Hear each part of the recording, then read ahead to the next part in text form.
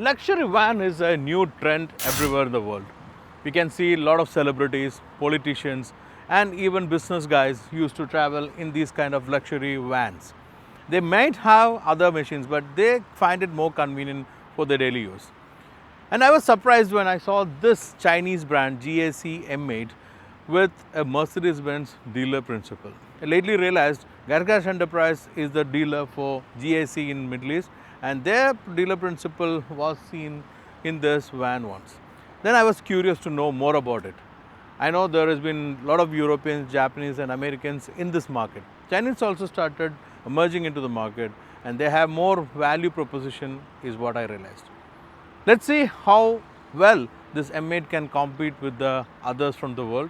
Let's have a look of it. All my flyers, welcome to Flywheel.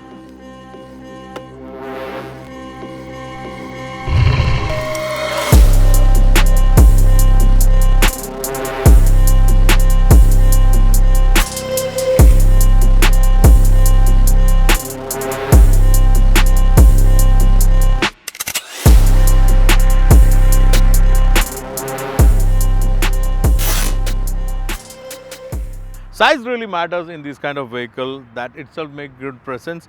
But to add on, there is a lot of elements which look attractive in this GAC M8.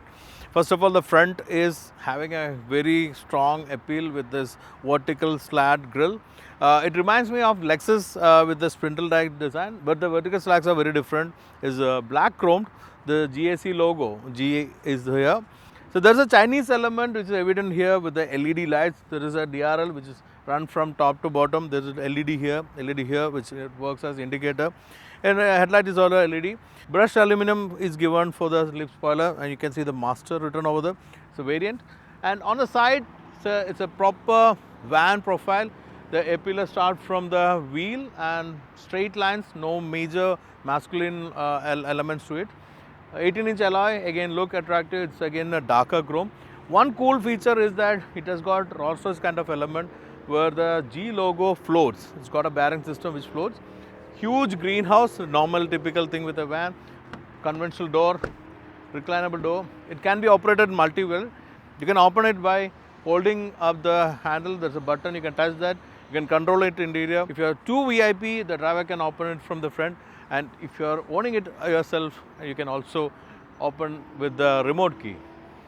The chrome starts from the front, A-pillar ends up the D-pillar, and here it's a chunk of chrome here. Also on the sill also you can see chrome elements. Rear again is a block, connected tail light, again a Chinese element, vertical slat, 3 lines like a tiger scratch. It's again a Chinese thing because they connect everything with tiger. Electrically operated tailgate. Once you open it, you can see a lot of space. There's a full-size spare wheel over here. There's a toolkit. Third row seat is actually unfolded, and if you fold it, you get more space. And in the bottom of the bumper also, you can see the brushed aluminum touch given, again giving a character to the design. This black color and lot of chrome give a very luxury feel, which is key for a lot of people. How do you find this design in these kind of vans? Which one will be your favorite pick? Just let us know in the comments.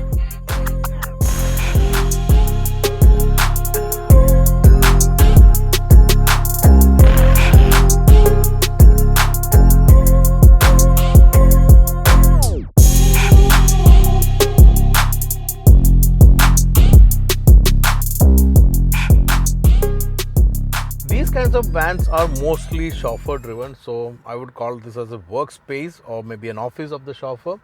And I feel like a cockpit because first of all the dashboard is raised and there is a huge center console, and the center console also raised, so you are sitting little low, and you feel that like you're seen in most of the Japanese taxi, you are on a console of your own.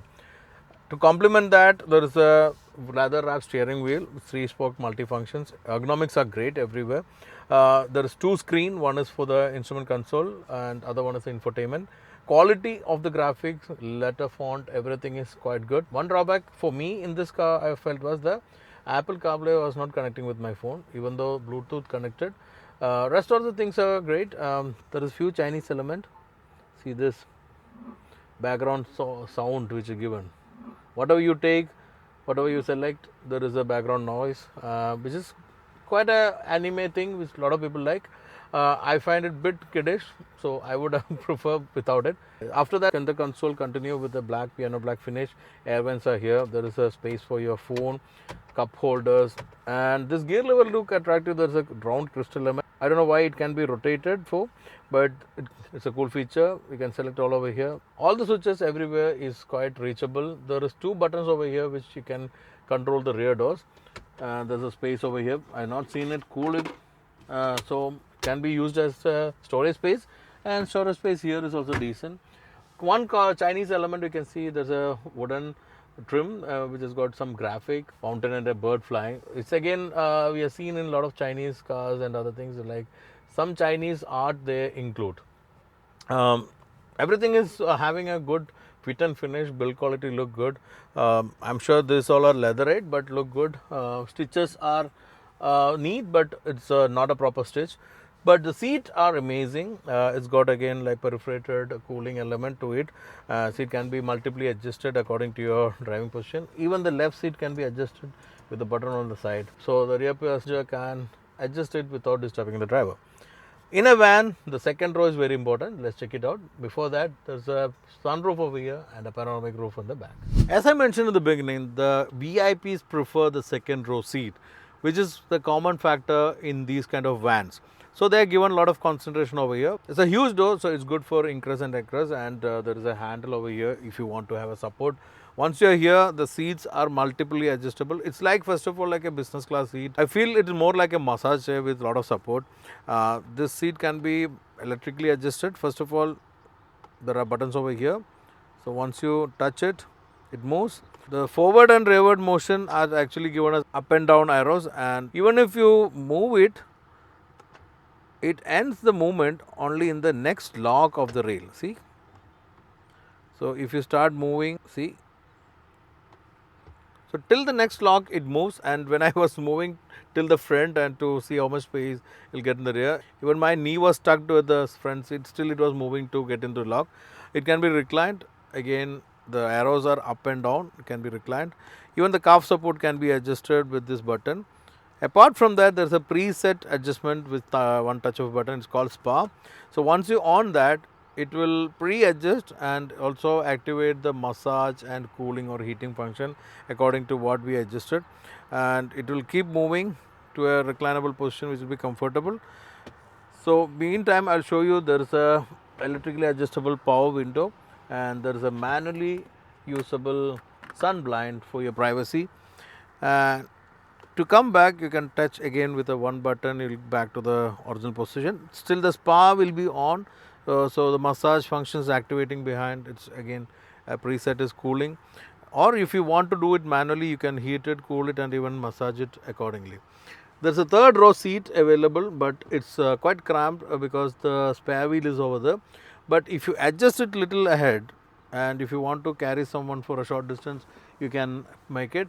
This seat can be adjusted because on the other side there's a spare wheel.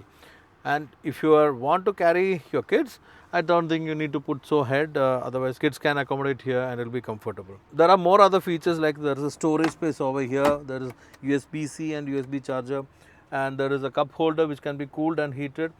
There's a table over here which can be manually adjusted, and all these glittering elements give a luxurious feel. To add on, there is a sunroof. All the door control can also be done here to close it and open it. So it's all easily accessible, ergonomics are great, and it's a very comfortable seat. To know more about the comfort, it's better to go for a drive. So let's push on.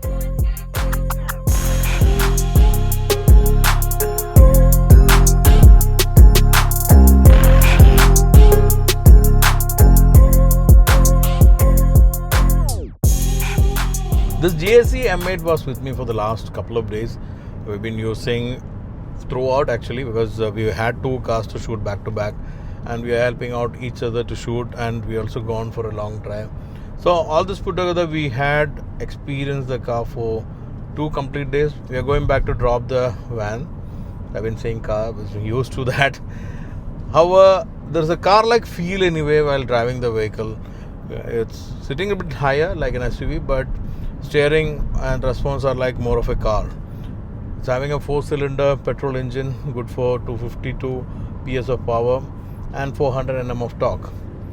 It's a responsive engine. There are different drive modes like Eco, Comfort and Sport. And right now I'm in Sport. So this is the way we can get the response. Downshifting is good and it's piling up speed fast. Having said that, the engine is a 4-cylinder, so the throttle and the sound make you feel it's a 4-cylinder. However, it's a responsive engine, it's a decently powered one, so you can push the vehicle. This kind of vehicle, it's mostly a chauffeur driven. It can be either limousine or maybe chauffeur service vehicle or maybe company car for their guests, or it can be a family vehicle as well. But most of the cases, like either can be a first car or maybe one of the cars in a bigger garage. I'm saying again cars, but van. So what this is meant is actually a comfortable riding machine, but you may have to drive it as well. That's what I'm experiencing here. Sometimes you may have to drive it as well. So I'm just sharing my drive experience first.